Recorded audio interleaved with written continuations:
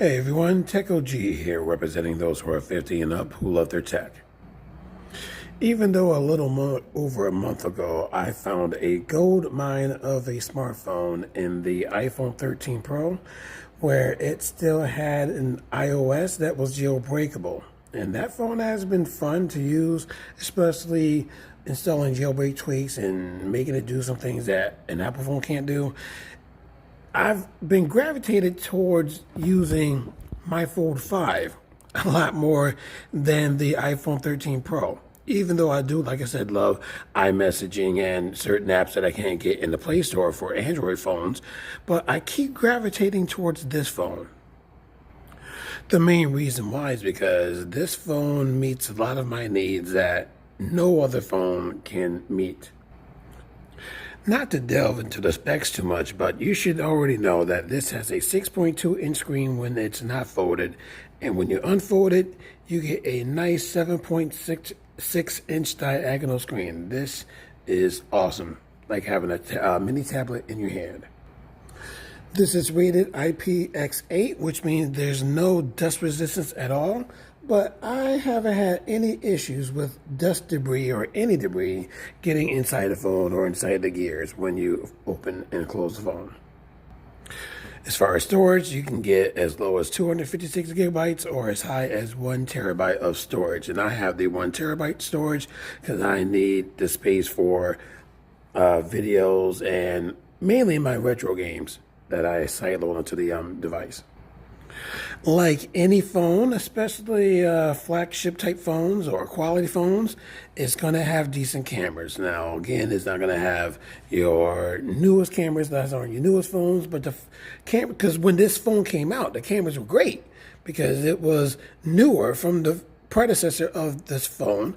So the cameras are still great. So it's not going to be as many megapixels as the newest cameras, but they're still great to take great pictures.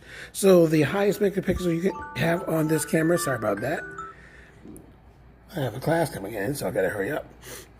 It's a 50 megapixel wide camera. So that's the highest spec of megapixels that you can have in this camera. So you know you're going to get some nice pictures out of this phone. So you can't say it's bad, you know what I'm saying, even though it's an older phone.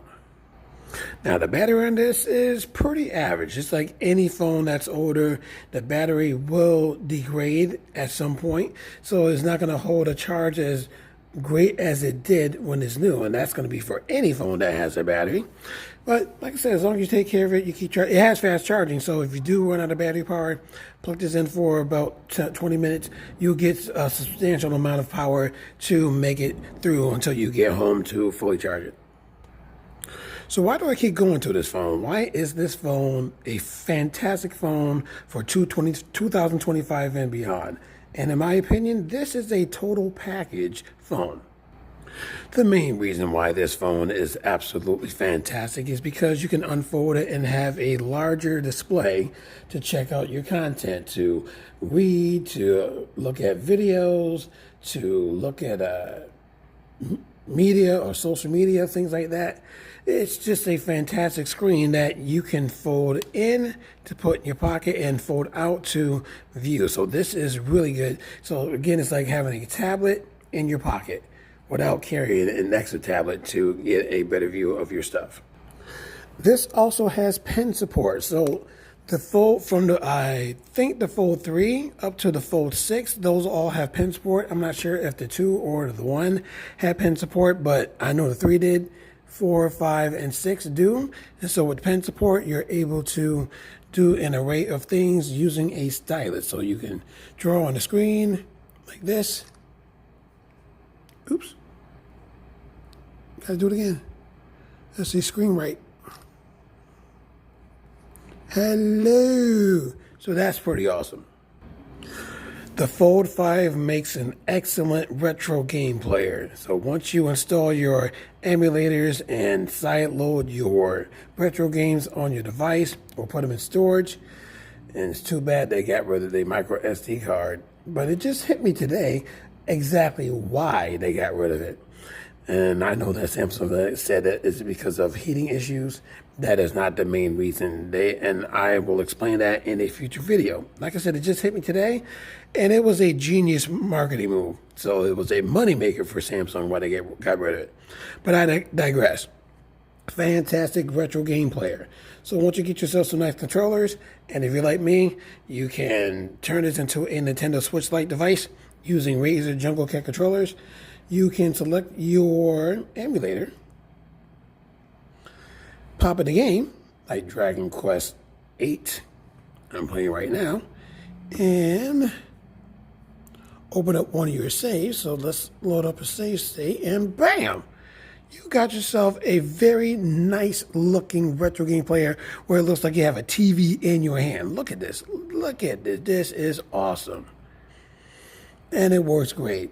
So once you save it, you can just start it again from your save state, turn on your controller, and you are good to go. Look how beautiful that is and how thin that is. Again, this is your smartphone. Your smartphone is capable of doing all of this. And despite this not having a micro SD card slot on the SIM card tray, I still found a way to use a micro SD card on my phone.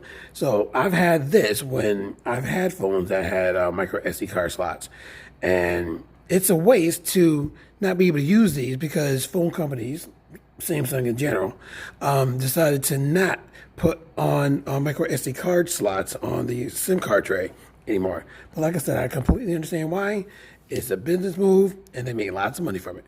But like I said, I found a way to do that. So I can still put my controllers on here and attach this to have 1.5 terabytes of delicious space to have retro games on here and play on my phone. It is delicious. And if you set this up right, this can be the most pocketable, portable recording studio that you can ever have. And I don't know, I just made a video of the most minimalistic portable recording studio using a Win 2, the Pocket 3, and phone, I guess. Trying to remember all the components. This right here is the most pocketable. This is it. Where I'm just using my Fold 5 as my viewfinder, using this app for multi-recording with different cameras, and my Pocket 3 connected to my Fold 5. So I already have, or using the back camera of the Fold 5 here for camera A, and camera B is my Pocket 3. As you can see here, waving in front of it, and you can see my fingers. Wait, that is so awesome. So 2 cameras at the same time, 1 to after track my face. So let me move this up. There we go. After track my face on here. So I'll move around. Well, I gotta keep this phone from in front of my face, but it'll move around. Like I said, 2 cameras at the same time. That is pretty awesome. What I also like about this device is that it's nice and thin, especially when you open it up. Yes, I know the Fold 7 is the thinnest of the Fold series phones, but it does not have pen support. So this is a no-brainer for me to use this one over the Fold 7. So it's nice and light. It's not very heavy, especially when you fold it up. Not very heavy in your pocket. It just feels like a regular phone. And despite this being a couple of years old, the battery is still decent. So I still get a day's worth of usage out of this, so I can use it at work and then take it home and still have battery power to use it for gameplay or whatnot. And probably by the end of the day, I'll have maybe 20 or 15% battery power. So it still has decent battery for 2025. And the very best thing about this phone, using this in 2025 and beyond, Parsec. With Parsec, you're able to stream any PC that has Parsec installed on it onto any device that has the Parsec app installed on that. And so I have 2 PCs. These are 2 of my PCs at home that both have Parsec. And in order to connect to it, all you got to do is press the connect button and you are good to go. And if you pair a nice keyboard and a nice mouse to your phone, you have yourself a pocketable PC. I'm serious. You tap this, check it out, check it out. And voila, you have yourself your PC that you are streaming from home right on your device and having your peripherals, your Bluetooth peripherals connected to this. You can scroll, you can control, and it's even touch screen. It's touch screen. Seriously, I can minimize this by touching on it. Let me touch it in the right spot. Touch it in the right spot. Ha! And it's touchscreen, so boom. So you got a touchscreen pocketable PC with your peripherals. So if they're thin enough and light enough, it's not going to be too weighty in your bag. So I have a small bag to carry everything that I need. So camera, recording studio, mini PC. This does it all. And games too? I mean, seriously, you can't deny that this is a total package when it comes to having a phone. So you can use it, like I said, in folded mode, to use in slab mode, or you can open it up and use it as a mini tablet mode and use it in a nice array of different ways where, again, it's just a total package. This right here, again, I told you before, and I'll say it again, this is the GOAT. This is the GOAT smartphone from any company. Thank you, Samsung, for making this. Love it. So that's the end of my video. Is the Fold 5 a viable phone for 2025? You already know the answer.